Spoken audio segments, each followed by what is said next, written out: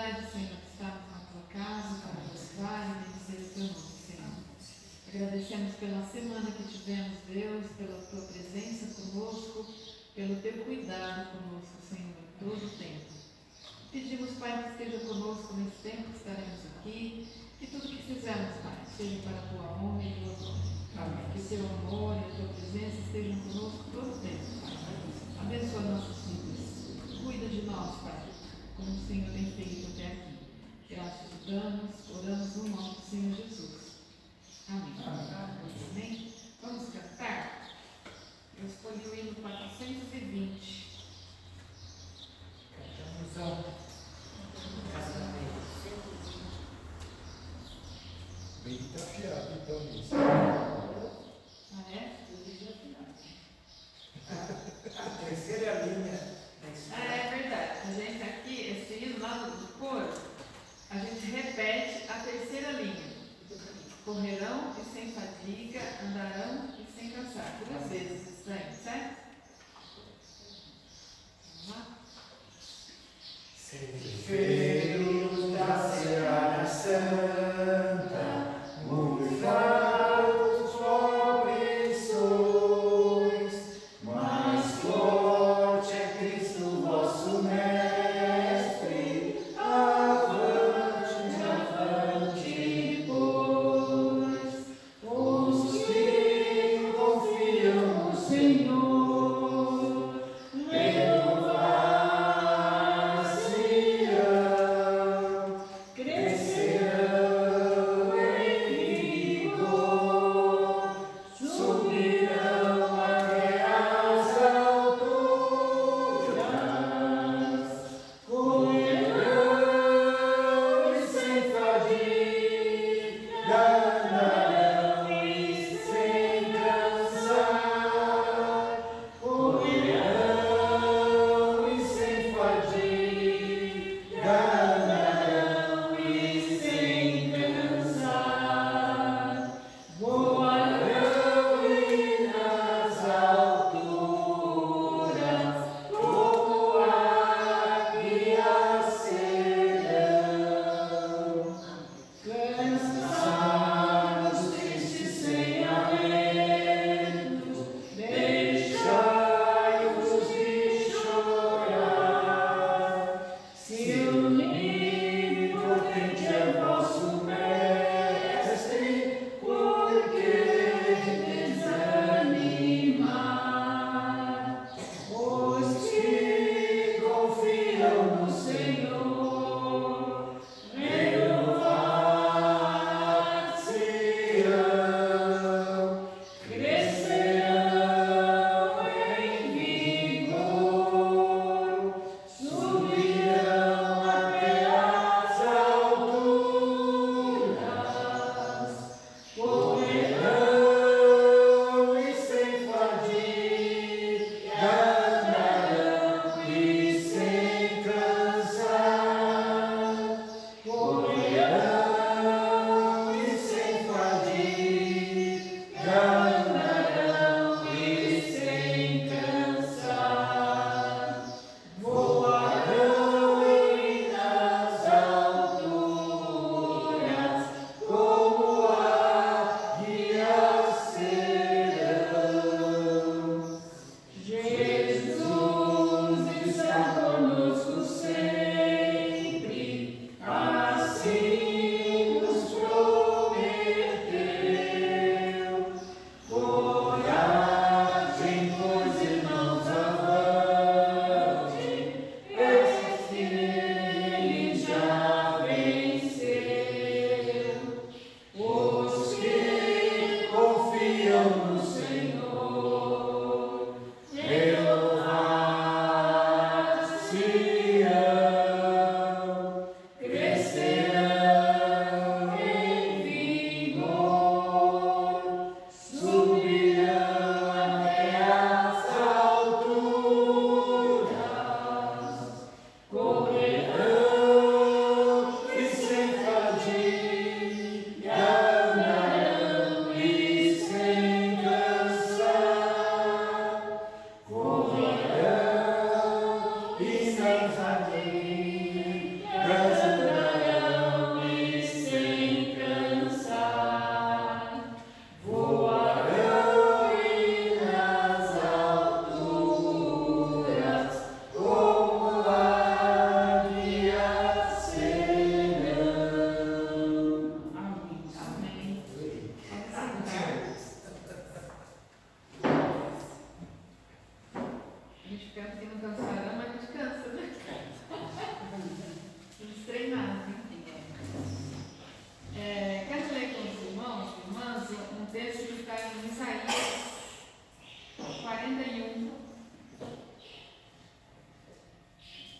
Isaías 41, versículo 10.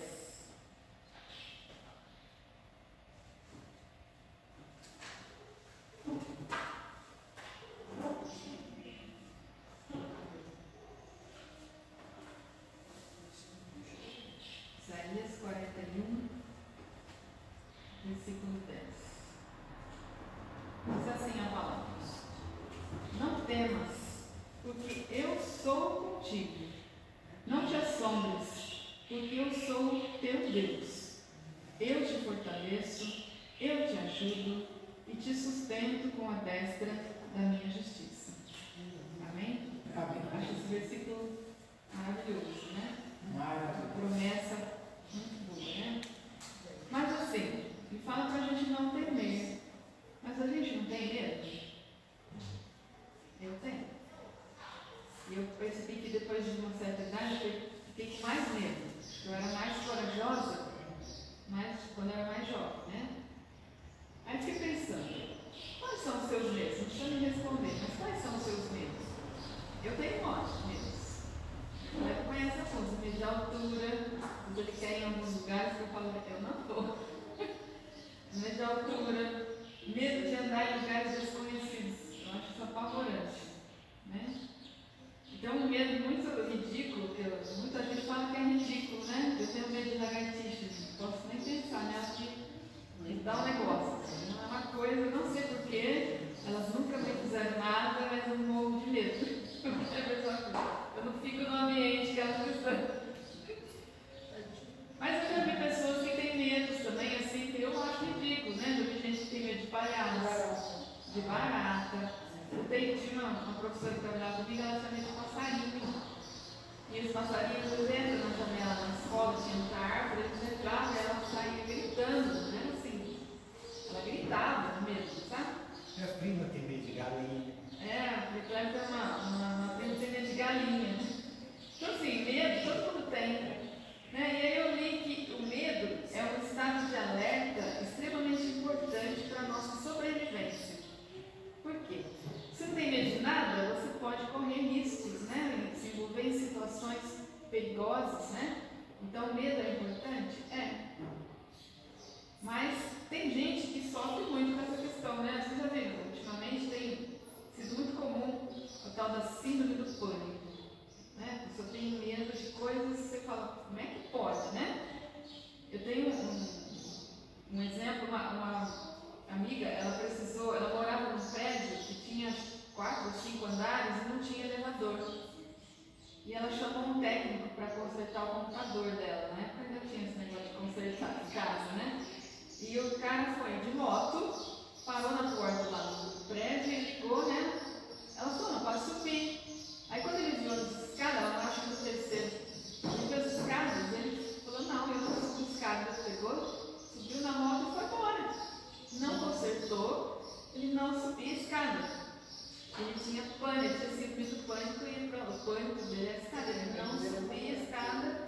Daí eu falei, mas ele não foi de moto? Ele não tinha medo de andar de moto, mas tinha medo de subir a escada. Eu tenho medo de andar. Então parece para nós muito ridículo, muito horrível, muito sem noção, né? Mas isso acaba, o medo, ele acaba às vezes limitando, né? As nossas vidas, os nossos afazeres, né? E isso pode ser bastante complicado, né? Pode atrapalhar, né, as nossas vidas, impedir que a gente tenha uma vida plena, né? Porque você, não, lá tem tal coisa, no povo, né? Então isso é bastante complicado. Mas aí eu quero mostrar para vocês aqui, né? Ele fala, não temas porque eu sou contigo. Então muitas vezes a gente deixa de fazer coisas também na obra do Senhor por medo. Não falo de Jesus para as pessoas, por quê? Porque eu não sei qual vai ser a reação dela, não sei o que ela vai ficar pensando de mim, né? O mesmo Deus pede coisas para a gente. E às vezes por medo você não faz. E isso também, a gente deixa de obedecer, deixa de cumprir a palavra, deixa de ter, assim, às vezes uma vida plena com Deus, né? Uma vida espiritual com crescimento, porque a gente tem medo. Mas a palavra nos encoraja, né? Ele diz aqui, ó, eu sou contigo, não te assombres, porque eu sou o teu Deus, eu te fortaleço, eu te ajudo e te sustento com a destra da minha justiça. Então, acho que a palavra tem promessas maravilhosas, né? A gente precisa confiar. Amém? E eu queria lembrar mais uma coisinha. Coragem não é você não sentir medo. É você, mesmo com medo, você vai lá e faz. Isso é coragem, né? Porque eu falei no começo, todo mundo tem medo, né? Mas coragem é mesmo com medo, você vai e faz.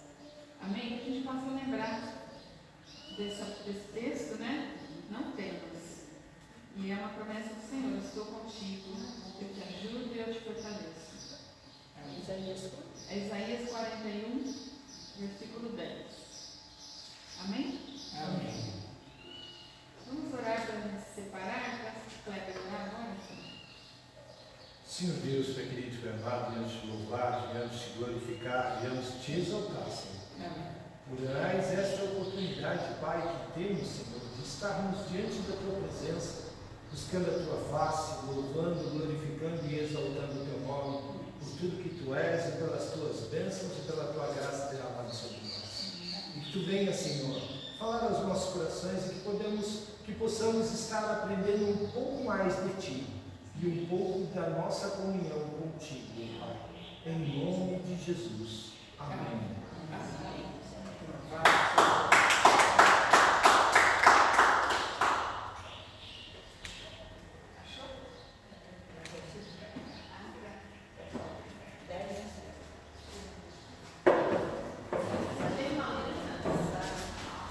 Essa aula particular, né?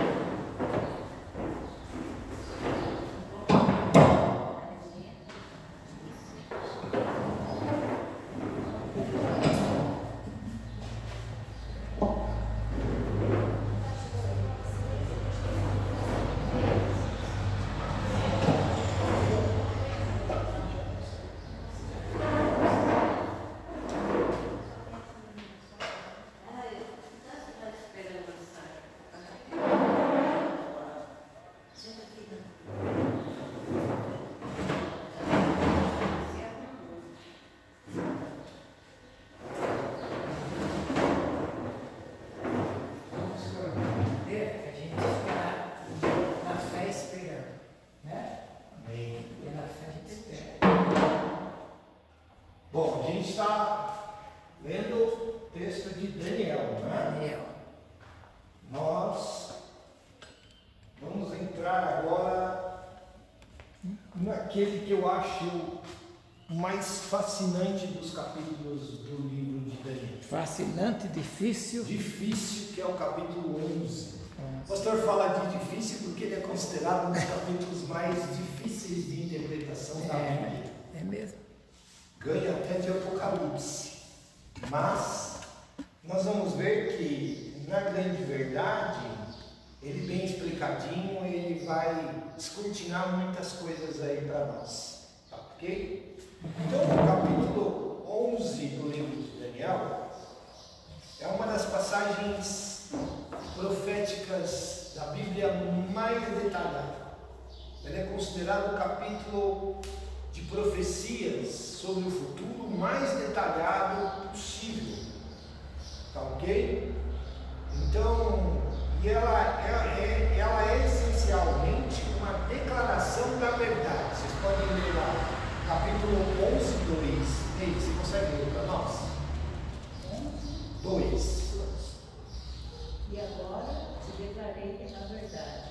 Eis que ainda 3 reis estarão na Pérsia, e o quarto acumulará grandes riquezas, mas do que todos, e tomando-se forte por suas riquezas, suscitará a todos contra o reino da Grécia. Isso. Então, assim, ele fala, esse capítulo revela o controle de Deus sobre a história. Lídia, Deus controla a história da sua vida? Sim. Dona Hilda, o que a senhora acha? Eu acho que sim. Deus controla a história do mundo e a história das nossas vidas. Ele está no controle. Nós vamos ver diversos versículos na Bíblia que revelam isso. Jesus certa vez disse: não cai um fio de cabelo das nossas cabeças sem a permissão de Deus. Nenhuma folha cai da árvore. Então, o controle de toda a nossa vida está na mão de Deus.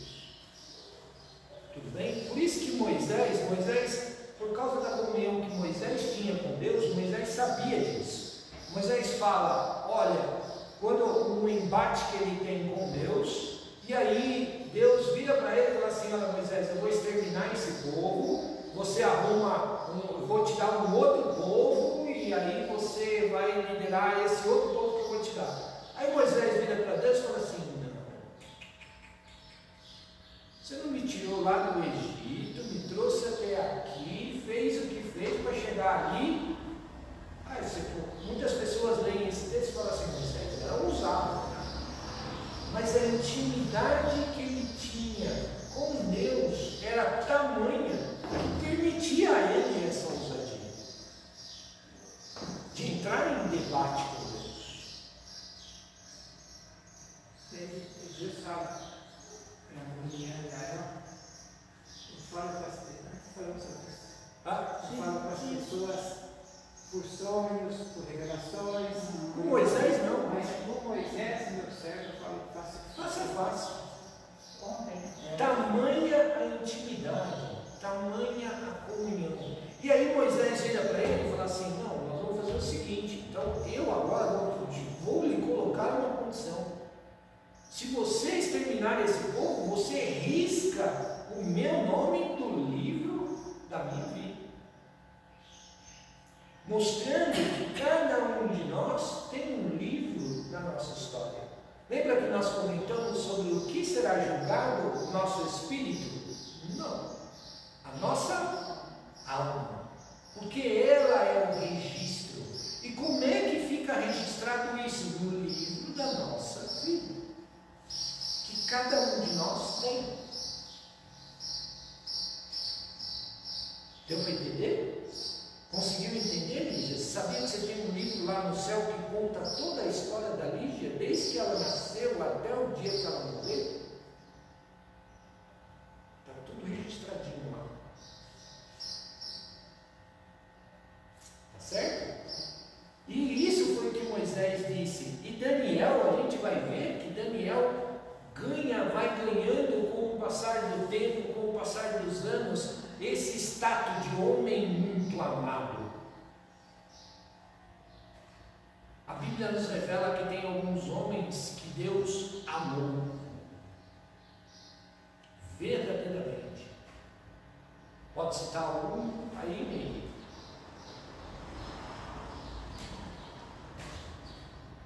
Moisés, que nós acabamos de falar. Davi era o homem segundo o coração de Deus. Quem mais? Elias. Elias foi transladado. Ou seja, Elias não passou pela morte. O arrebatamento é aquilo que aconteceu com Elias. Elias não morreu. Sobe. Quem foi outro que também não morreu? Então, o arrebatamento não é uma coisa novidade. Não vai ser novidade. Alguns outros homens da história foram arrebatados. Enoque, Elias. E aí, Dona Hilda, quem mais a senhora acha que é amado? Nós estamos falando sobre um deles, Daniel. Eu acho que Pedro era um amado por Jesus. Pedro era um homem amado por Jesus. João era um homem amado por Jesus. a ponto de tentarem matar João algumas vezes. E João morreu na ilha de Patmos.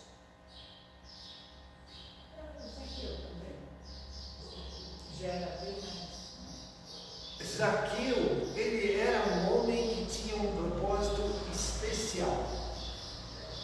Jesus deu uma atenção especial a ele, porque quando Jesus está passando, mas era como uma coisa de situação. Zaqueu, desce depressa, porque hoje me convém jantar na sua casa, comer na sua casa. Por que Jesus fez isso com Zaqueu? Porque Zaqueu era um homem coletor de impostos. Chefe. Pior. De uma posição odiadíssima em Israel. Porque ele não coletava impostos para o governo de Israel. Ele coletava impostos para os romanos. Tudo bem? Nós vamos falar sobre a coleta de impostos dos romanos hoje. Sabia que eles vêm desde aquela época? Tudo bem? E não era só para Israel, não. Tá? Então, se a gente fosse dividir esse capítulo, eu gosto de fazer essas divisões aí. Então, nós temos a profecia de Daniel, pode ser dividida em 3 sessões principais. Versículo 2 ao 4 vai falar do governo persa e do governo grego. Do versículo 5 ao 39, ele vai falar do conflito existente entre o rei do norte e o rei do sul, que vai continuar até a ascensão de um poder blasfemo. E o terceiro tema é os versículos 40 ao 45, que vai falar dos tempos do fim. Então, até o versículo 39, nós vamos ver que são fatos históricos que aconteceram já com o povo de Israel e que influenciaram diretamente o povo de Israel na época de Daniel. Do versículo 40 ao 45, Daniel já está falando de algo que ele nem imaginava que iria acontecer, que é os nossos tempos hoje. Ok? Então vamos lá. O primeiro tópico aí, do 2 ao 4, ele vai falar do Império Persa ao Império Grego. Tá ok? Vamos lá. Começa lá no versículo 2. Eu vou ler para as irmãs, tá ok? E aí a gente vai comentar sobre isso.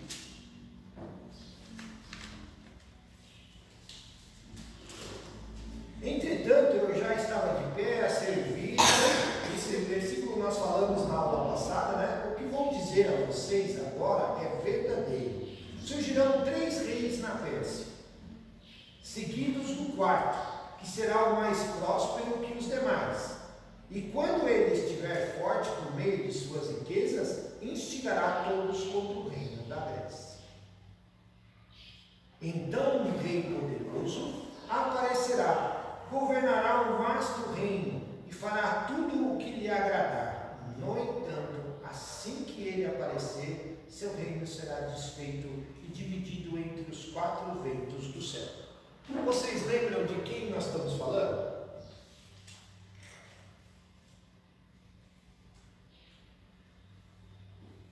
Vamos lá. 3 reis na Pérsia. Se vocês quiserem anotar aí, ó, um deles foi, o primeiro deles é Cambises. Isso a Bíblia não fala, isso é história.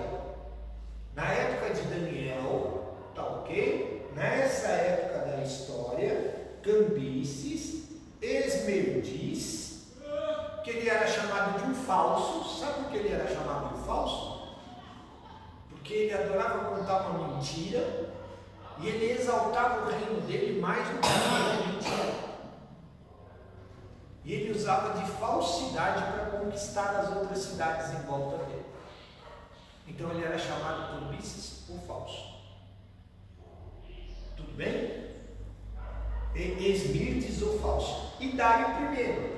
Foi o rei da Pérsia, a qual Daniel serviu. Tudo bem? Tá certo? O quarto rei rico, que o versículo 2 fala, é identificado como Xerxes I. Aquele do filme. E o de Esther. Xerxes I, ele foi considerado um rei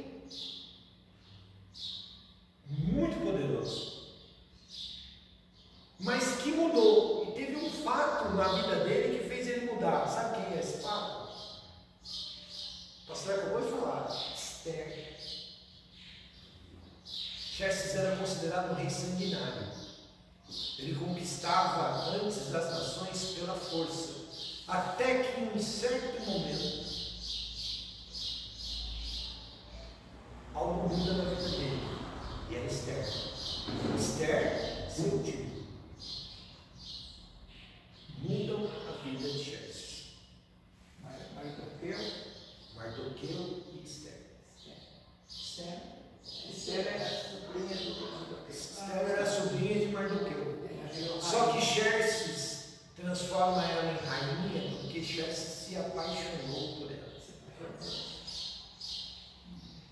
E Mardoqueu, pelos atos de Mardoqueu, muda a história de Xerxes. Sabia disso, Lígia? E Xerxes era considerado um rei sanguinário antes de Esther. Tudo bem? Tá ok? Mas Daniel já fala isso já, tá? E Xerxes era tão poderoso que ele instigou todo mundo contra o reino da Grécia. Xerxes morre fazendo guerra contra a Grécia. Tudo bem? Tá ok? Isso nós estamos falando de 480 anos antes de Cristo. Ok? Aí versículo 3. Um rei poderoso vai se levantar, mais forte do que todos os outros. Claramente esse versículo está falando de Alexandre o Grande. Tudo bem? Como é que vocês sabem disso? Porque no versículo 4 diz que ele, após ele, o reino será dividido em 4. Foi o que aconteceu após a morte de Alexandre, que nós já comentamos aqui quando nós estávamos falando sobre o capítulo 7 e 8. Tudo bem? Tá ok? Aí depois do versículo 5 ao 39, e aí nós vamos fazer aquele esquema de falar versículo por versículo. Tudo bem?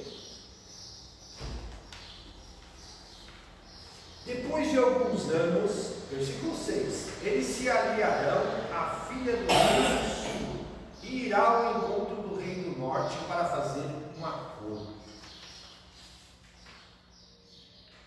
Então lá, versículo rei do sul, gente, só para vocês terem uma ideia, após o Império de Alexandre, houve uma disputa muito forte entre a Palestina. Hoje vocês estão ouvindo falar bastante da Palestina, né? Estão ouvindo falar bastante de Gaza.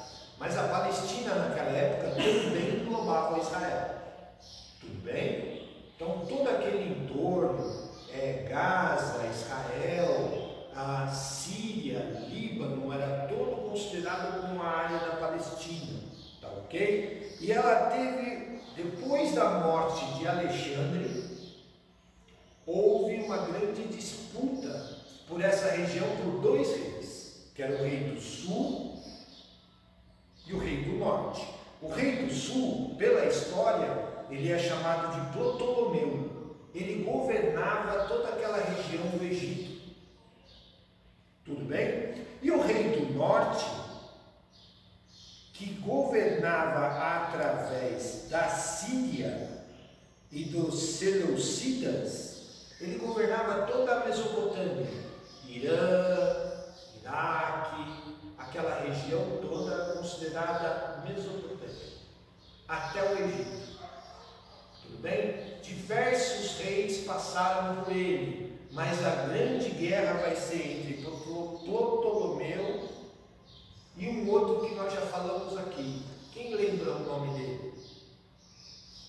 que é um rei que foi terrível para Israel. Antíoco IV. Esse foi terrível. Tá ok? Ele era o rei do norte. Tem um filho. Tem aí mais alguns aí que nós não quero falar o nome dele agora, porque nós vamos citar o nome dele mais para frente. Antíoco tinha um outro nome que foi eliminado no nome dele. É Epifânio. Tá ok? E essa aliança aí que nós lemos no versículo 6, ele inclui um casamento político. Ptolomeu chegou para Antíoco, que na época não era o quarto, era o segundo, era da mesma família, da mesma linhagem, tá ok? Falou assim: olha, como a gente briga bastante e tudo mais, vamos fazer uma aliança? Vamos. Tá, tudo bem. Aí Ptolomeu tinha uma filha chamada Berenice. O que ele fez? Ele falou assim: olha, como eu sei que está ficando mais forte do que eu, vamos dar um jeito de dar um cala-boca nesse sujeito? Foi lá e casou a filha dele com ele. 250 anos antes de Cristo. Ok? Para selar uma paz. Mas a profecia, como está escrito aí no versículo 6, depois de alguns anos eles se aliarão e a filha do rei do sul irá em encontro do rei do norte para fazer um acordo. Mas lá, olha o versículo 7. Mas um broto da cepa dela se levantará em seu lugar. Ou seja, um filho dela. O que aconteceu? Antíoco II, ou seja, o cara que casou com ela, voltou para a esposa anterior.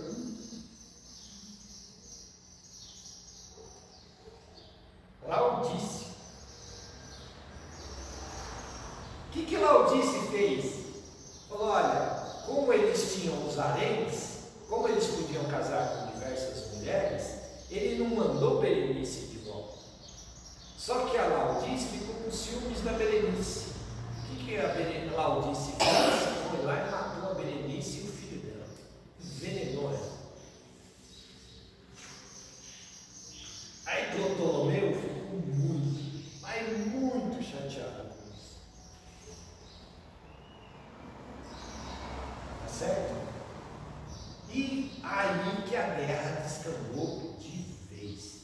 Falou: já que eu te dei de presente a minha filha, por meio de selar a paz, e você permitiu que ela fosse morta, a partir de agora não vai ter guerra, não vai ter paz. A guerra não vai ter paz. Só vai acabar quando um de nós morrer. Tá ok? Isso não fala na Bíblia, tá, irmãos? Isso é história. Tá ok? Aí aconteceu no versículo 7 aí, ó, mais um broto da cepa dela se levantará no lugar do sul. Ele foi chamado Vingador do Sul. Ptolomeu III, irmão de Berenice, se assente ao trono. Ele se levantou contra o rei do norte para vingar a morte da sua irmã. Tá ok? Versículo 8. E os levará cativo para o Egito com seus deuses e as suas imagens fundidas e os seus objetos de prata e de ouro. Ptolomeu III entra na Mesopotâmia, faz um arraso, tá ok? E retorna para o Egito, levando todas as estátuas, os deuses, ou seja, ele abateu o reino da Pérsia de um jeito e os envergonhou. Naquela época, quando você entrava em um lugar, a primeira coisa que você falava era o seguinte: quem é o Deus que manda nesse pedaço aqui? Fulano. Então entra lá no templo de fulano e faz uma barbárie. Nós vamos ver Antíoco IV fazendo isso com o povo de Israel no templo, para humilhar humilhar, querido. Tudo bem? E aí, o que acontece? Ptolomeu, além de tudo, leva todos os tesouros e tudo mais e leva tudo para o Egito. Fala, olha, essa terra para mim é tão vil que eu não quero nem permanecer aqui. Leva os deuses tudo para lá. E conta a história que chegou lá, a primeira coisa que ele fez foi entrar no templo do deus Ra, que era o poderoso chefão do Egito naquela época, e decapitou a cabeça de todos os deuses na presença de todos os deuses, o deus Ra, dizendo: o Egito é superior à Pérsia. Tudo bem?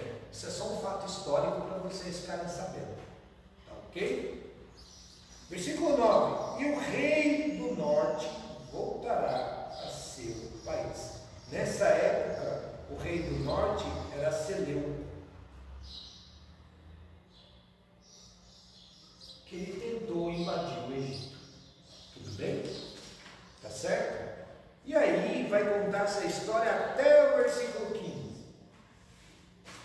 Essa briga entre os dois e tudo mais e tal. Agora eu quero dar uma atenção especial para vocês. Para vocês terem uma ideia, nós estamos falando de 250 anos de Cristo, quando começou, e ele vai até 202 antes de Cristo. Ou seja, 48 anos nessa briga, nessa guerra entre o reino e o outro. Esse é um período da profecia que conta 48 anos de período. Vocês lembram daquele mapa que eu passei para vocês? Vocês lembram que existia um período de 48 anos de guerra sem fim? Fala sobre esse período aí. Tá bom? Tudo bem? E aí, lá no versículo 14, tem aí um detalhe que Israel começa a entrar nessa história toda. Naqueles tempos, muitos se levantarão contra o rei do sul, e os violentos dentre o teu povo se levantarão para cumprirem a visão, mas cairão. E aí Roma começa a entrar no meio dessa história. Deixa eu fazer uma perguntinha aí para as irmãs. Cleópatra, vocês acham que ela existiu ou era uma história da carochinha? Nesse tempo a gente. Vocês já ouviram falar de Cleópatra? Da rainha Cleópatra? Existiu. Troia nessa época. Ele realmente é um fato que realmente existiu na história. Tá ok? Que a gente vê nos filmes contar aí as histórias. Isso, a gente acha que é lenda. Ok? Mas Cleópatra aparece no meio dessa confusão toda aí. E Roma entra no meio dessa confusão toda aí no versículo 14. Vários povos, incluindo os romanos e os gregos, se uniram contra Ptolomeu. Por quê? Porque depois que ele derrota a Pérsia, ele começa a se exaltar. Ele começa a se vangloriar. Ele começa a achar que ele é imbatível. E ele se levanta contra Israel. Em vários momentos. Tudo bem? Tá certo? E aí vai lá e tudo mais, mas Israel, por causa do jeito violento dele, rumou uma rebelião lá que era chamada dos Macabeus. Tá ok? E aí o que acontece? Eles começam a contaminar o povo de Israel, a fazer com que Israel comece a deixar os seus ritos, a sua crença, e colocar os deuses gregos os deuses romanos no meio de toda essa situação. Até isso, Israel não era normal. Até aí era normal. Fazia o quê? Ele era subjugado pelo reino do Egito, porém tinha a liberdade religiosa e política de se auto-administrar.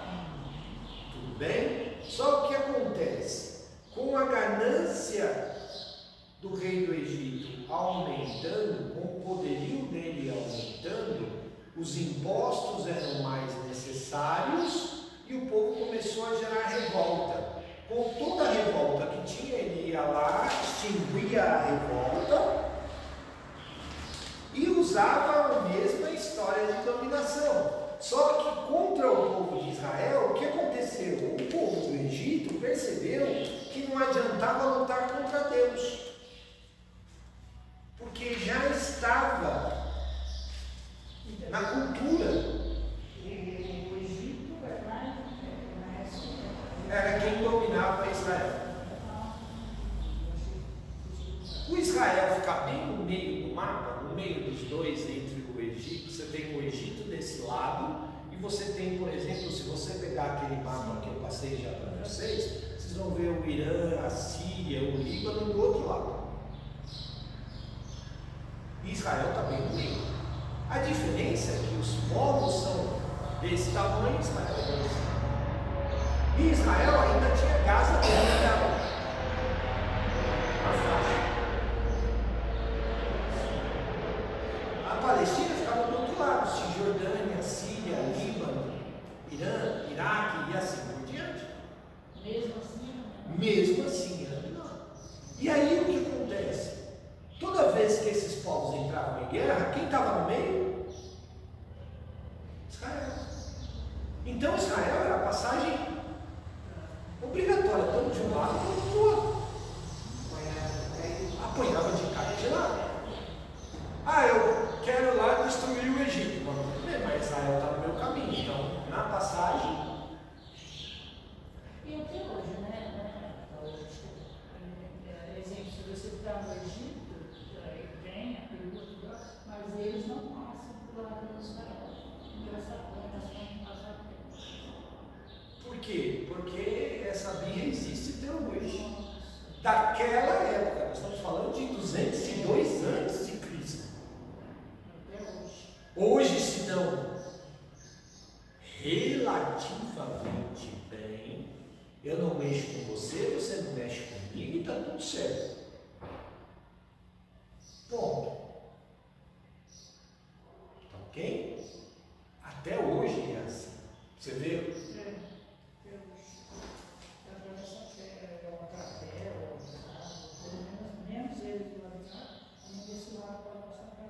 Aí lá no versículo 17, ó, escreve assim: resolverá vir com força de todo o seu reino e entrará em acordo com ele, e lhe dará uma filha em casamento para destruí-lo, mas isso não vingará, nem será para ele sua vontade.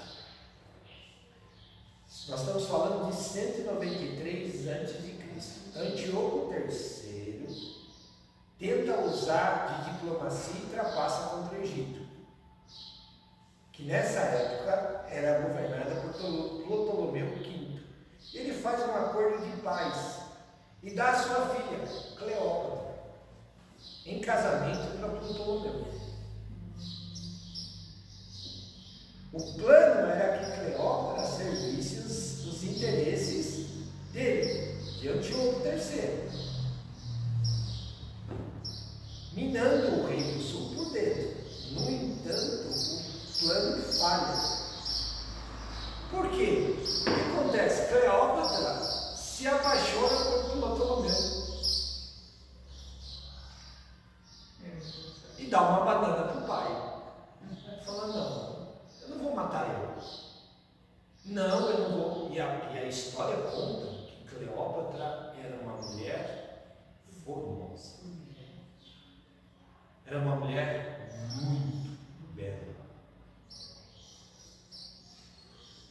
Muito bela. E todo mundo acha que Cleópatra era egípcia. Não é.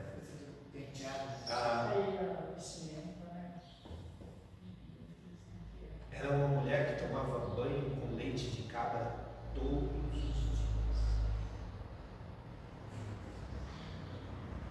tinha um harém absurdo contra a história. Só que ela se apaixona pelo rei, a qual ela foi dado o casamento, e dá uma banana para o pai dela. Aí a paz foi para o espaço, não foi. Tá ok? Só que no versículo 18 entra um dado fortíssimo aí chamado Roma. Depois virá o seu rosto para as ilhas e tornará muitas delas. Ele vê que no Egito ele não consegue, já dominava uma parte de Israel que ficou dividida, uma parte sob o domínio egípcio e outra parte sob o domínio persa, tá ok? E aí ele se vira contra a Grécia, tá ok? Porém, na Grécia já tinha um fator chamado Roma, que já dominava as ilhas gregas, tá certo?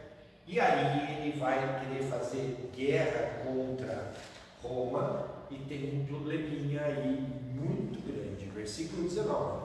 Então virará seu rosto para as suas fortalezas e sua própria terra, mas tropeçará e cairá e não será mais achado.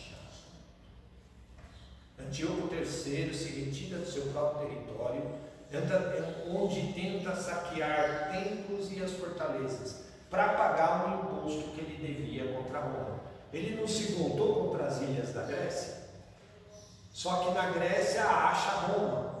Roma derrota ele, mas não mata ele. Deixa ele vivo.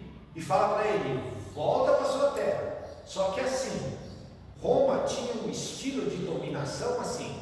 Eu domino, entro, conquisto aquele território, permaneço naquele território e cobro imposto sobre aquele território.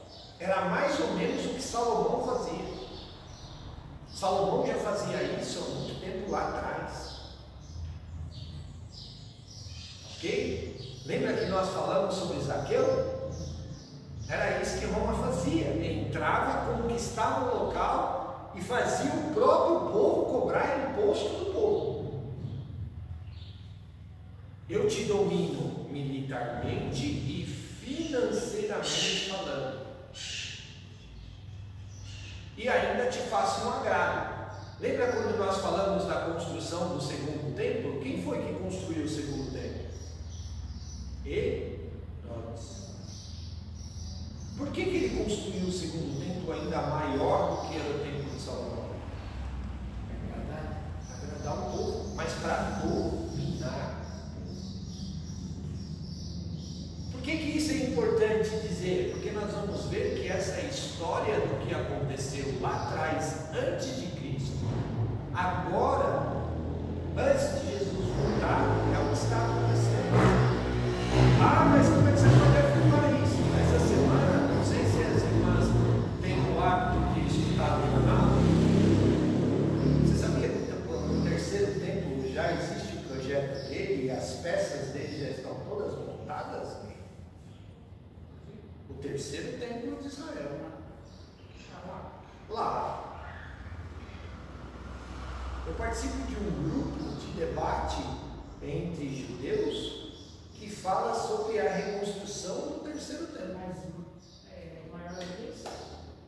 Olha, a magnitude a gente ainda não sabe, mas disse que parece que vai ser maior. Na verdade, vai ser feita nos mesmos padrões do templo de Salomão.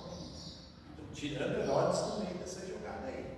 Só que para o templo ser construído, tem uma mesquita que está lá que precisa sair de lá.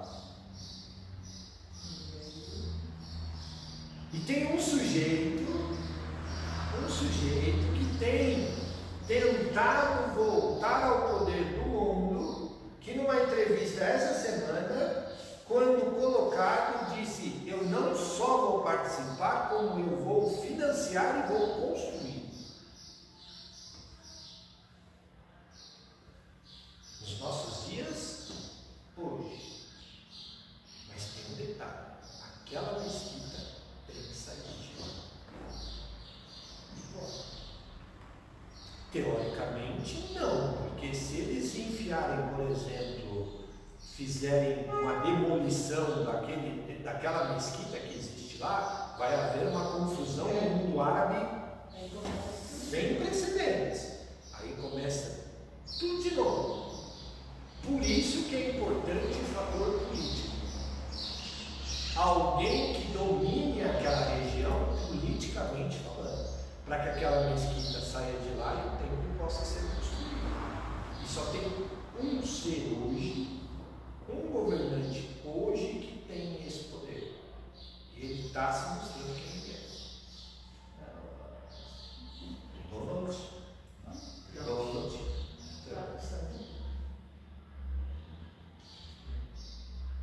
Vocês estão vendo como a história está se movimentando? O relógio de Deus está virando. E essa semana ele deu essa entrevista e disse a seguinte frase: eu não só vou participar, como vou financiar e nós vamos construir. Não sei se a gente está saindo fora, mas e o Brasil está entrando nessa também? Nós vamos ver isso mais para frente, que isso vai ser um fato que vai influenciar o mundo todo. Não vai ser só aquela região. Porque, como eu falei, quando o terceiro templo ser construído, aquela mesquita precisa sair de lá. E a hora que ela sair de lá, o negócio vai ferver. E vai ferver feio. Será que não? Porque o grupo lá disse que eles constroem o templo num ano. Um ano. E todos os apetrechos já estão prontos. Inclusive a novilha de puro sangue. Para o sacrifício de consagração. Eles são muito respeitosos. Tá certo? Então, aí deu para entender tudo como é que funciona aí, e aí essa história vai lá até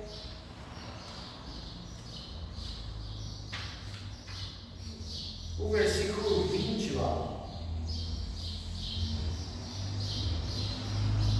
Nós vemos até o 19, então, que Antíoco III é derrotado por Roma, e ele volta. E nessa passagem dele, ele entra em Israel. Ele entra em Israel, vai lá no templo e fala assim: viu, eu tenho um monte de tributo para pagar para Roma, e aí nós vamos fazer o seguinte: na minha volta para casa, eu dou uma passadinha em Israel, porque lá eles têm um templo com as paredes cheias de ouro, um monte de utensílio de ouro e tudo mais. Vai lá, faz a limpa. Entende? Tá ok? E entra. E aí, no seu lugar, porém, quando ele volta para a Pérsia, chega na Pérsia, os filhos dele, a mulher dele e os generais dele já não aguentam tanta taxa, tanto imposto, porque ele já não tinha mais onde saquear.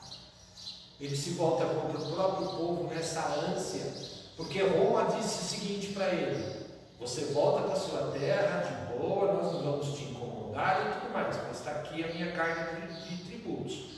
Todo santo mês vai passar lá o valedor e vai trazer esse valor em ouro para dentro, para Roma. Era assim que Roma financiava. Parece um pouco com o tarifário que nós estamos tendo hoje, parece? E é só o Brasil? Não, estava vendo lá o Canadá, que já pagava 35%, ontem ganhou mais 10%. Ou seja, o Canadá começou a pagar de taxa para os Estados Unidos 45%. Deu para entender como é que a história está se repetindo? Por que é importante nós conhecermos esses textos? Ela está literalmente se repetindo da mesma forma, de jeito diferente, com uma roupagem diferente, com uma tem sim, dentro da jarra. Pode. Então a história está se repetindo novamente. Por isso que esse texto de Daniel é considerado uma das profecias mais complexas da Bíblia. porque ele é histórico, mas também ele é profético. Ele conta tudo aquilo que nós já vivemos e que já aconteceu e que está se repetindo novamente, com uma roupagem diferente, mas é a mesmíssima coisa. A gente acaba não entendendo. Tudo bem? Deu para entender? Deu para entender onde se encaixa tudo isso? Lá no versículo 40 e no 45 tem o fechamento de tudo isso, porque nós vamos falar de Jesus e assim por diante. Tudo bem? E aí, depois de Antíoco III, por causa dessa rebelião aí que aconteceu com a esposa, os filhos e os comandantes, vão lá e matam ele, envenenam ele. Ele morre dentro da sua própria terra.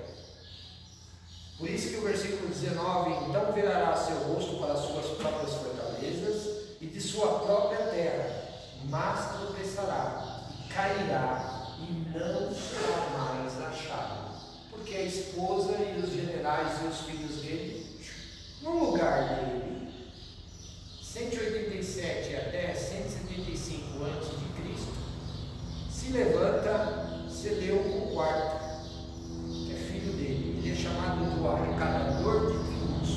Embora Antíoco tenha morrido, o filho assumiu a dívida com Roma. E Roma ainda apertou um pouco mais o cerco, porque Roma disse o seguinte: o seu pai cobrava 20%, para você eu vou cobrar 30%. Aumentou a carga. E aí ele entrou em desespero. Tá ok? Porém, ele corre um outro problema. Ele também é morto. Versículo 20 lá: em seu lugar se levantará quem fará passar um arrecadador pela glória do reino, mas em poucos dias será quebrantado, e isso sem ira e sem batalha. Versículo 20. Lembra do pai?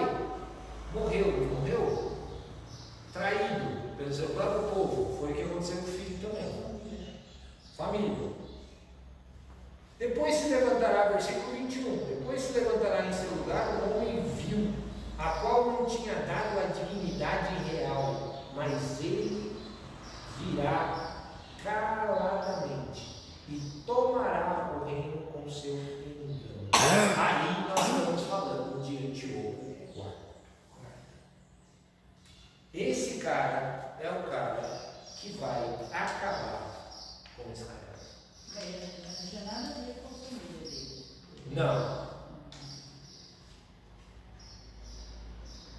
Vai para você ver. Olhem essas imagens e aí vocês, no final, a gente vai discutir o que vocês acham sobre As isso. pessoas que faziam tio. Ela ele é considerado, ele tem esse nome porque ele é considerado um usurpador. Ele toma o reino sem direito. Ele ficou louco, né? Ficou louco. Fácil que ele aconteceu.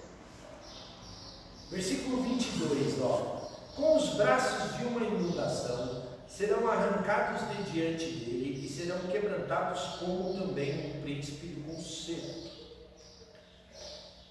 Ele é considerado, na história conta que ele tem uma vitória e uma morte sacerdotal. O termo braços de uma inundação se diz respeito a uma força militar ou grandes obstáculos que são superados. Tá ok? Nós temos falado sobre Donald Trump. Concordam? Vocês estão vendo aí qual é o maior exército do mundo? Não, o maior exército do mundo hoje, em números de soldados, é o exército chinês. Tá ok? Mas em poderio militar, maquinário, tecnologia, máquinas de guerra, navios de guerra, submarinos, continua sendo Estados Unidos. Ok? E ele tem procurado impor o seu governo através do quê? Só de alianças políticas, financeiramente falando, a história do tarifácio, que está atingindo o mundo todo, e militarmente falando. Nós temos visto isso, por exemplo, na Colômbia e na Venezuela. Tá ok? Então ele está impondo das três formas: politicamente falando, economicamente falando e militarmente falando. A mesma coisa que esse sujeito aqui fez.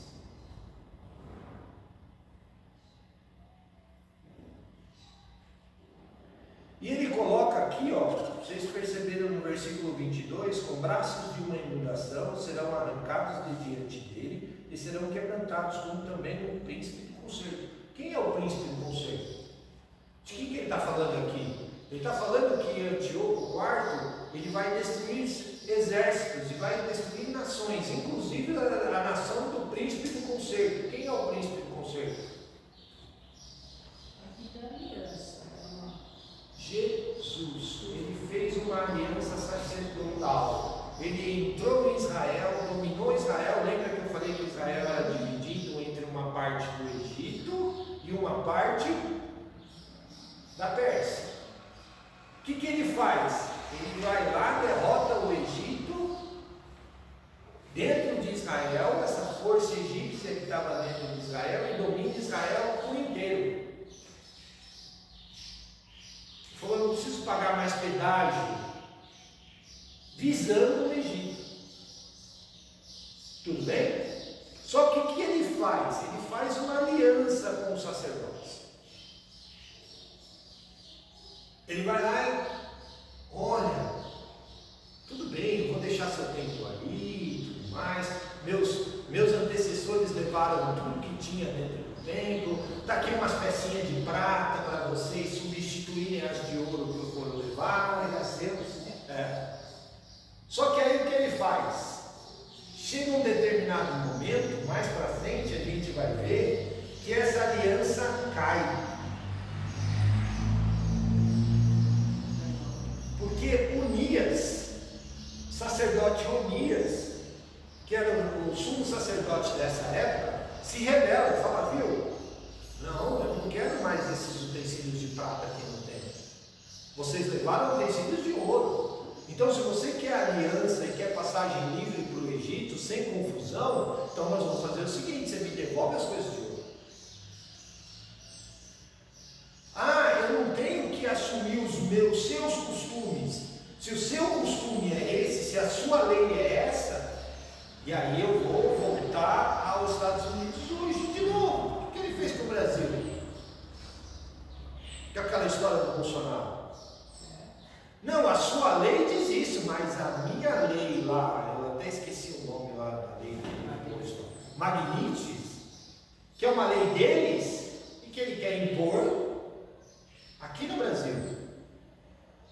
Diz o contrário. A gente vê esse reclame assim, que agora o Brasil não tem fome, com relação a ele, aí eu teria pegar o. Não. Isso é propaganda política interna. Isso é propaganda política interna. O fato é que ele tentou impor ao nosso judiciário uma lei americana. E o Lula aceitou? Não. Não?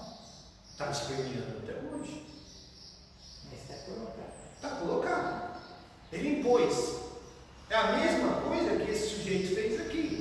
Só que um sumo sacerdote se levantou e se rebelou. Falou: não, as suas leis servem para lá. As leis daqui são outras. E as leis daqui são ditadas por Deus. Por isso que o versículo 22 diz que ele é uma vitória e uma morte sacerdotal. O que ele fez? Ele faz uma rebelião lá, ele agita uma armadilha lá e mata Onias.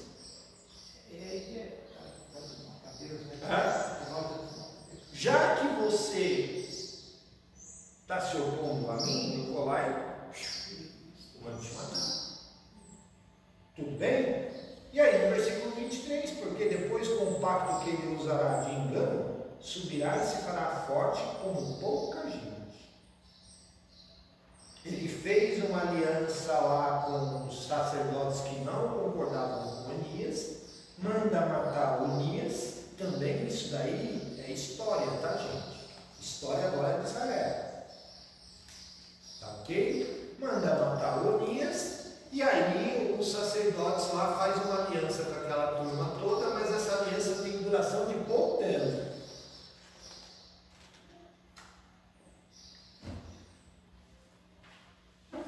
Versículo 24. Virá também de surpresa sobre as partes mais férteis da província, e fará o que nunca fizeram os seus pais, e nem os pais dos seus pais. Repartirá entre eles a presa e os despojos e os bens, e formará projetos contra as suas fortalezas, mas só por um tempo. O que ele faz? Ele é chamado de homem vil, ok? Governo por burocracia e suborno. Lembra que eu falei que ele subornou sacerdotes que mataram Onias? Né? Porém, ele faz aquilo que aconteceu lá no 7:1. Ele entra no templo. Ele entra no templo por causa da reforma, da revolta dos Macabeus. Bota uma estátua de Zeus, do Santo dos Santos. Adora Zeus. Sabe qual era o rito de adoração a Zeus? Zeus era considerado o principal deus grego. Eram feitas festas de orgias.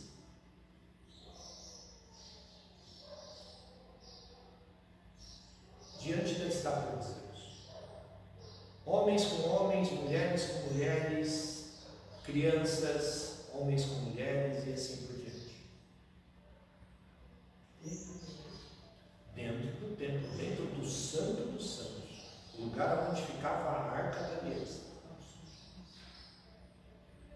E isso gera uma revolta sem precedentes entre até mesmo aqueles sacerdotes que ele tinha corrompido para matar Onias.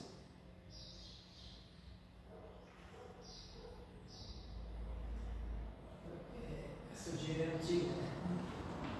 E a arca da aliança não está mais lá.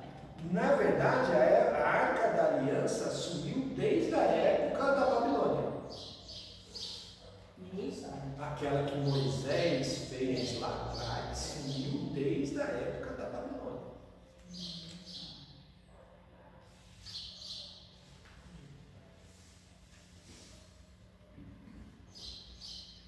Tá certo? E aí o que acontece? Ele vai lá, consegue passagem livre através dessa rebelião e consegue passagem livre até o Egito. Só que o Egito continua se fortalecendo. Ele tentou várias vezes dar contra o Egito. Só que nessa época o Egito também já estava fraco, porque ele estava sob domínio burocrático, político e econômico, só não estava ainda sob poderio militar ainda com Roma. Roma já tinha chegado até o Egito. O que Roma fez? Ele falou: a Palestina é muito complicada, eu vou dar a volta. Acerta o Egito pela Europa. Entro pelo Egito pela Turquia. Conquistei a Turquia primeiro, depois eu chego até o Egito pela Turquia. E conquistou uma parte do Egito sobre essa parte. E o rei egípcio, nessa época, para não perder o controle total, se curvou a Roma. Como tinha muito dinheiro, falou: não, tudo bem, se é por impostos e por burocracia, vamos lá. É nessa época que Cleópatra, que as filhas de Cleópatra começam a cair, que tem aquela história toda que elas traem os seus maridos com os romanos e tudo mais. Tá ok? Tudo bem? Quando o Antíoco IV chega na porta do Egito, aí Roma vira e fala assim: agora aqui não. Versículo 30. Porque virão contra eles navio de Quitim. que o afligirão, pelo que voltará e se indignará contra o santo concerto e fará o que lhe aprove. Versículo 30. Ele chega até o Egito, e aí chega lá, Roma manda os navios de guerra para lá e expulsa ele de lá. Na volta ele entra lá no templo e faz essa barbaridade toda que a gente está comentando. Tá ok? E manda destruir o templo.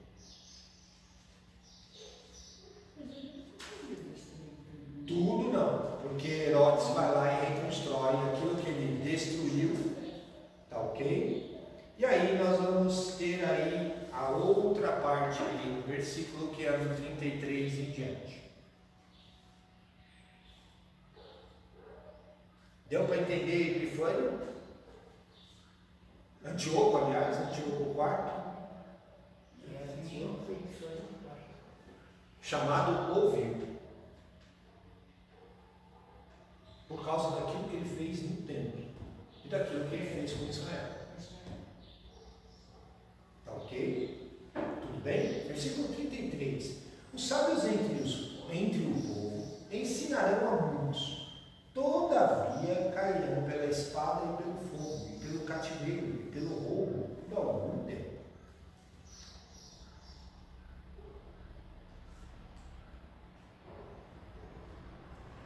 Nós estamos falando agora já de uma introdução aos tempos do fim. Diante da profanação e a perseguição que Antíoco fez aos fiéis, ou seja, os macabeus, tá ok? Os sobreviventes começam a instruir o povo de volta a voltar à lei de Deus, a voltar às leis de Deus, a voltar os seus olhos para Deus. Tudo bem? Até então estava tudo bagunçado. Eles tinham passado pelos gregos, tinham passado pelos persas, tinham passado pelos egípcios, e todas essas nações foram infiltrando seus deuses, seus costumes, foram dominando através de guerra, morte, impostos e também dominação religiosa. Tudo bem? E aí as gerações vão passando, tá certo? Mas sempre fica o remanescente. Vamos tomar a história isso acontece hoje dentro da igreja? Os irmãos acham? Acontece isso nas igrejas ou não? Sim, sempre tem aquele remanescente. Mas acontece dentro das nossas igrejas hoje. Se copiar, Sim. Por quê? Porque existe uma dominação. Vocês sabem qual é a cultura do islamismo? Vocês sabem por que o Islã, quando domina um lugar, a religião domina um lugar, vocês sabem qual é a primeira coisa que eles fazem? Nós tivemos um povo aí recentemente. Quem pode falar de recentemente numa história aí que o pessoal mais dessa linha mais radical do islamismo tomou um país daí, recentemente? Uai! Afeganistão. Sabe qual foi a primeira providência que aqueles radicais fizeram? Fecharam as escolas.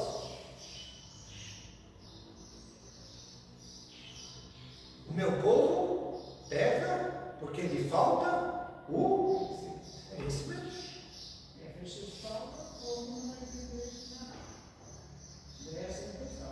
E não gera rebelião.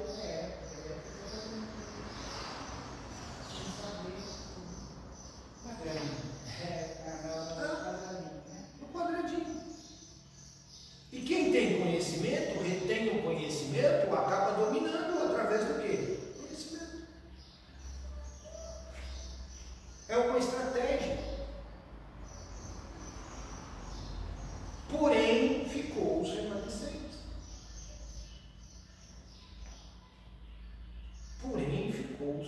remanescentes. E os remanescentes começaram a pegar aquele povo e falar: gente, nós estamos passando por tudo isso porque nós voltamos as costas ao Deus verdadeiro, ao Deus vivo. E esse Deus não é Deus. Esse Deus não é Apolo. Esse Deus não é Júpiter. Esse Deus é Deus dos deuses, Rei dos reis, Senhor dos senhores.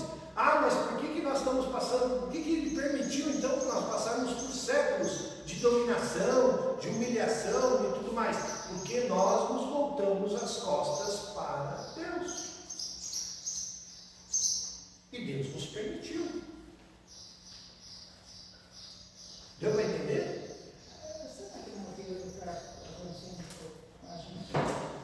Olha, eu vou te falar um dado da igreja atual hoje.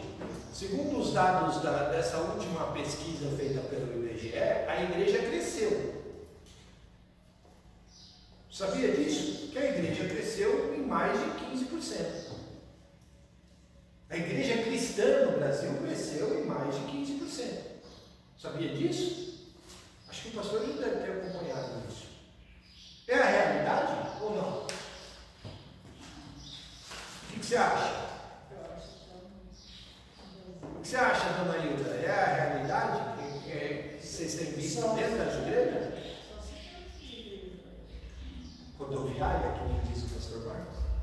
Ou igreja flutuante? Sim. Você vai explicar uma vez, e não vai nenhum. E não vai nenhuma.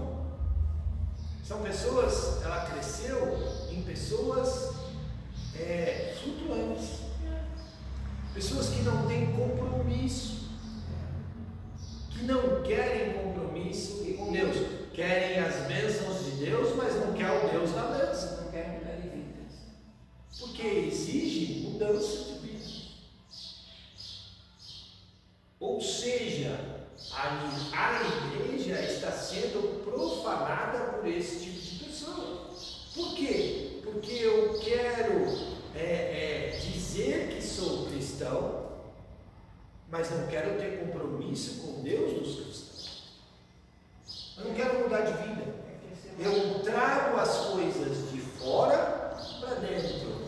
Não é a igreja que influencia para que eu tire as coisas de fora para fora realmente. Deu para entender? Não é a mesma coisa que esse sujeito fez no templo? Quem é o templo hoje? Nós somos templos do Espírito Santo. E será que eu estou deixando o meu templo, o Santo dos Santos, serem profanados? Parou para pensar nisso? Historicamente o templo está lá, ele nem foi construído ainda, que não sei o que. Eu creio que isso vai acontecer fisicamente novamente. Mas espiritualmente falando, ele já está acontecendo. Essa profanação já está acontecendo. Tem muitas pessoas que terminam, por exemplo, eu tenho amigos nos Estados Unidos que dizem: Cleber, a coisa aqui está tão feia que as pessoas saem do culto da igreja e vão para um motel com as suas amantes ou com seus amantes.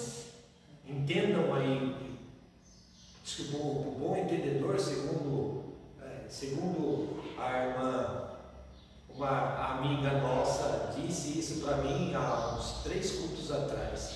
O bom entendedor, um cisco é Francisco, um pingo já é uma letra. Tá ok? Entendam aí, ele falou, termina o culto. E muitas vezes o pastor, inclusive, leva a sua esposa para participar de orgias sexuais no templo. Terminando o culto. Essas são grandes aberrações. Tem as aberrações menores. Sim, as menores. Para mim. Ou seja, a aberração já está dentro da igreja. Está profanando o templo. O templo hoje, você sabia, Lidia, você é um templo. Você é templo do Espírito Santo de Deus. Então, se eu deixar que meu corpo seja profanado por essas coisas que vêm de fora, por esses costumes que vêm de fora, eu estou fazendo a mesma coisa que esse Antíoco IV fez com o templo em Israel. Então a gente precisa estar atento a isso. Essas coisas estão se repetindo. Por quê? Porque Jesus está voltando e voltando para buscar a sua igreja. E logo em seguida, 3 anos e meio depois, nós vamos ver Jesus, o mesmo Jesus, retornando aí para governar, aí para guerrear, aí para fazer justiça. Ele não vai ser mais a nossa justiça, porque nós já estaremos justificados. Ele vai ser a justiça para essa terra. Senhor justiça. Senhor dos senhores, Rei dos reis. A terra vai continuar tendo reinos, governos? Vai ter governos. É que a gente não leva a sério, né? O que está escrito dentro da palavra? A gente leva muito na brincadeira. Não quer, né? Não. Não, a gente não quer. Ou muitas vezes porque falta para nós o conhecimento. Por isso que é importante essas aulas. Por isso que é importante a escola dominical. Para a gente aprender e a gente debater. Eu sempre leio esses textos de Daniel, mas a gente não entende. Acha que isso foi uma história que aconteceu lá atrás, mas vocês estão vendo que essa história está se repetindo aqui de uma forma diferente? De uma forma diferente, mas é a mesmíssima coisa. Volto a dizer, minha irmã fala, cresci dentro da igreja escutando, essa história de que Jesus está voltando, Jesus está voltando, Jesus está voltando, já estou com 40 e poucos anos e Jesus ainda não voltou, então para mim isso é história da carochinha.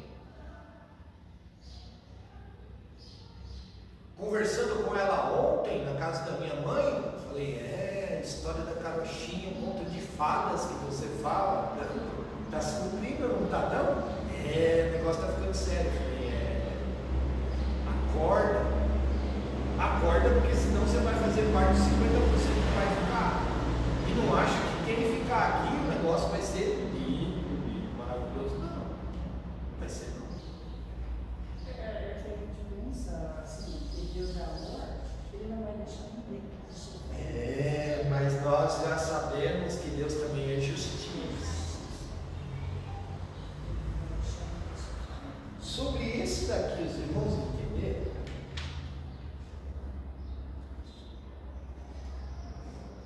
Está vendo aqui, ó? Primeiro quadrado são 2 reis, um contra o outro. Isso.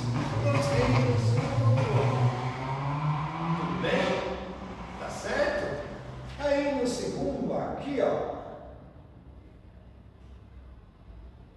Você vê reinos de guerra e uma mulher acorrentada. Lembra da história de Berenice e de Cleópatra? Lembra?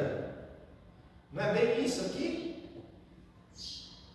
Tudo bem? Eu tentando pôr fim a uma guerra, a um conflito entre alianças. E aí nós temos o mesmo quadro, só que aí vocês já estão vendo aviões de guerra, televisores, celulares, aí atrás no reino. Nós já estamos falando dos versículos 40 e 45. São os nossos dias de hoje. Ou existia celular na época de Daniel? Não comunicava nem por sinal de fumaça, mais com o celular. Né? E aí nós vamos ver aqui, ó, um outro quadrinho mais para baixo ainda, que evoluiu um pouco mais. Já não são mais aviões que estão aqui, são espaçonaves. Só que tem uma diferença aí, ó. Qual é a diferença desses 3 quadros aqui do quarto quadro aqui embaixo? Vocês estão vendo reis aí? No quarto não. Vocês estão vendo guerra aqui? aqui já é o reino de Jesus instaurado sobre a face da terra. Tudo isso no texto de Daniel 11, 12.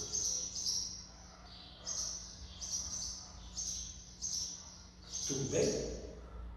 Deu para entender, irmãos? Dúvidas até o presente momento? Você já imaginava Daniel 11 dessa forma mesmo? Sinceramente, eu falar para você, eu não entendi nada. Agora a gente já está começando, a gente ainda está começando, né? E a gente nunca pensou assim. Deu para entender que essa história está se repetindo, dona Ilma? Eu imagino. Está se repetindo e está influenciando a igreja. Gente, essa palavra aqui foi escrita para quê? Ela é para todo mundo, mas ela é um manual da igreja. As profecias foram dadas para o povo de Deus. Você se considera povo de Deus? Então essa profecia de Daniel é para você e é para mim.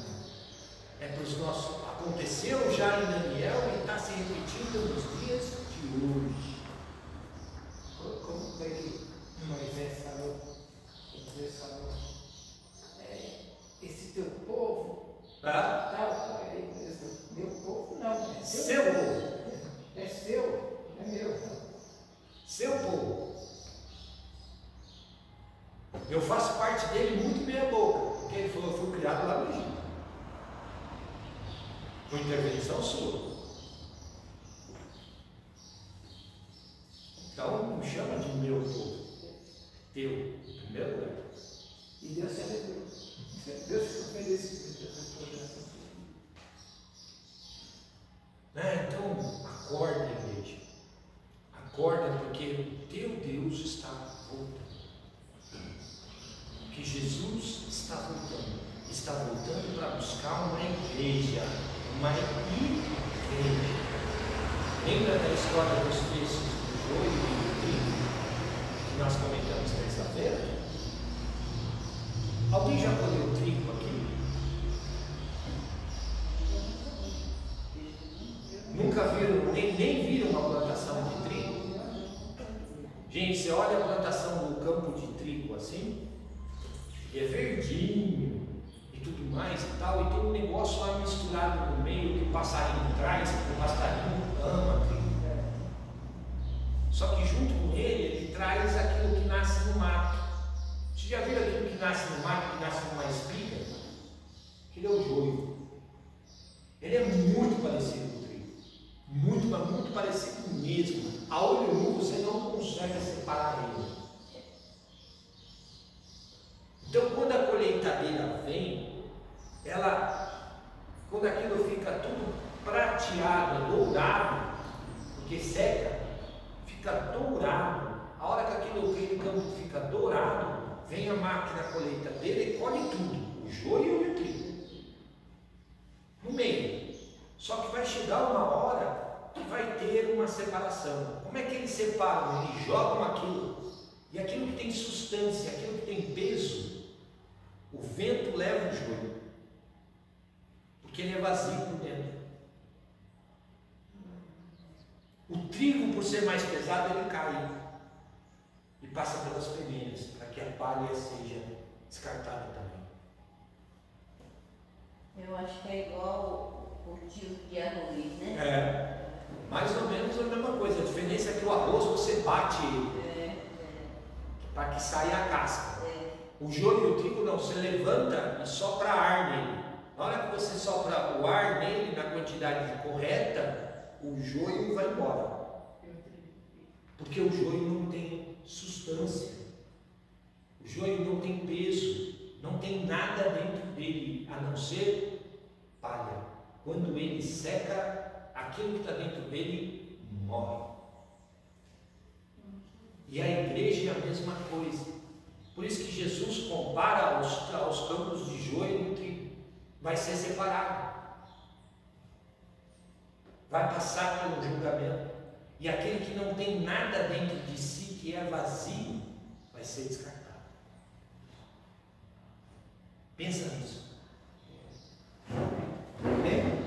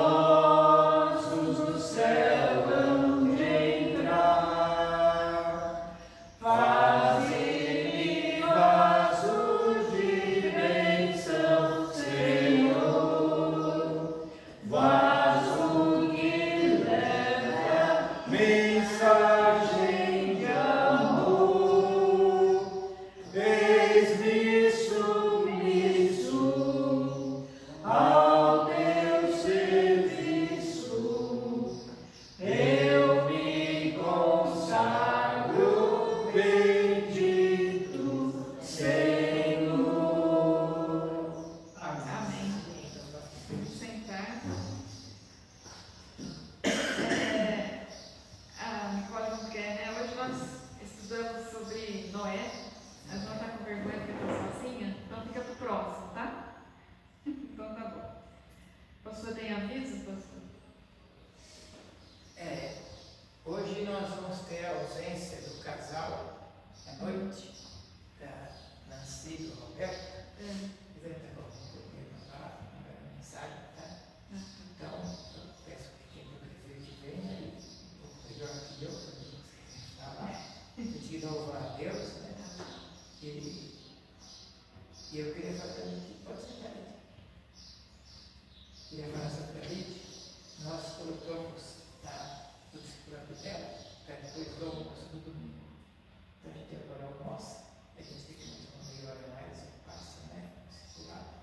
Né? Chegamos a um acordo para ela ficar com o sábado livre. Né? E aí a gente termina o almoço, senta junto ali, faz as devidas correções e vamos em frente, né? Porque é um trabalho da igreja importante, isso que eu estou falando, que não pode parar. Então é isso, até às 17 horas. Então, as mulheres, na terça-feira, né? Estaremos aqui. Amém? E estamos preparando as coisas para o dia 15 e 16, né? 15 e 16, então também tem aí uma programação especial, né? Então, Vai É ser aniversário de alguém. aniversário, né? de 2 pessoas. vai ser uma cópia mais ou menos como foi. Lá. Tem que levar dois bolos. Não. 4 quilos está para gente. Nossa, consegui. Não, eu falei para ele. Eu não posso nem comer esse dia, ele tem que. Né? Ficar lá. Não pode cortar muito da coisa. Não. Mas aí eu não ele não falou. Tem que levar nada. Então, só avisar o que precisa levar. Tem que dar sorte. Precisa avisar o que a gente precisa levar. A gente se organiza durante a semana. Eu não sei mais ou menos como foi. Sabe? Um leva uma salsicha, outro leva uns pão. Eu já conheci que já faço almoço de sábado. Quem pegou? No sábado foi eu. Aí no domingo nós temos mais cozinheiros. Café da manhã. Na hora da janta, talvez cachorro A gente quente. faz um cachorro quente, a gente se programa, né? A gente vê o que cada um pode levar, quantas pessoas vão e a gente faz lá o Ver rateio quantas das coisas. pessoas para a gente ter uma base para levar, né? É. Essa quantidade. Então tá, mas ainda temos um tempinho aí, né? Amém? Vamos orar para encerrar então? Orar pelo nosso dia, né? Oremos. Senhor Deus e Pai, nós te agradecemos, Senhor, mais uma vez, porque nós podemos estar na tua casa, ouvindo a tua palavra, ó Deus, tirar nossas dúvidas, e ó Deus, provar do teu amor, do teu sustento sobre a nossa vida, Deus.